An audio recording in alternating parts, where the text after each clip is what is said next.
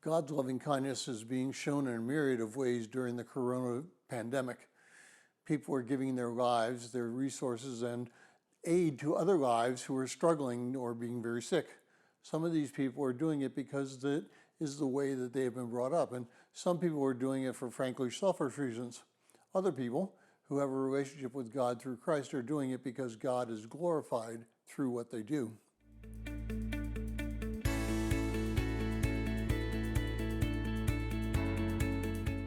Well, if you're joining us in reading through this 6-month reading plan through the book of Psalms, today's reading is Psalm 89, the title through verse 10, and I encourage you to read that passage. Well, Psalm 89 verses 1 through 4 says this: I will sing of the loving kindness to the Lord forever. To all generations I will make known your faithfulness with my mouth. I have said, loving kindness will be built up forever. In the heavens you will establish your faithfulness. I have made a covenant with my chosen. I have sworn to David, my servant. I will establish your need forever and build your throne up to all generations. Selah. Well, for the next 4 days, we'll be looking at Psalm 89, and this is one of the longer Psalms, and it covers some very interesting topics. Today, we're going to look at how Ethan begins a discussion with God.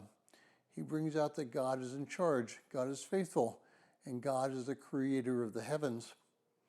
Now, he begins this psalm by telling us what he's going to do. He's going to sing of the loving kindness of God. He's going to do this in such a way that all generations will know of God's faithfulness through the way he, Ethan, says. This should be our response on a daily basis as we repent and recognize that God is sovereign in both our lives and the world.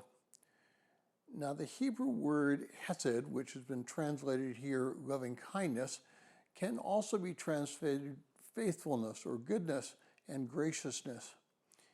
It is a word that is used to describe something that is done in love of someone.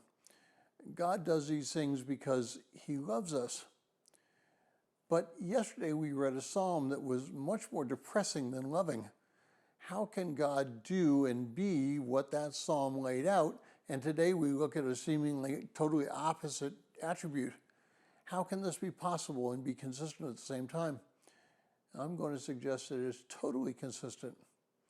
Loving kindness is not tied up in giving us gifts. Loving kindness is not tied up only making sure that things are good and the good things are happening to us. Loving kindness is making sure that we are guided through our lives so that we reach a certain goal. If we are wise parents, we do not let our children do everything they want to do.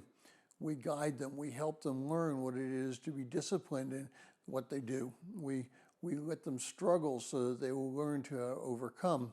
We give them tools so that when they face adversity, they will not be defeated, but rather be successful.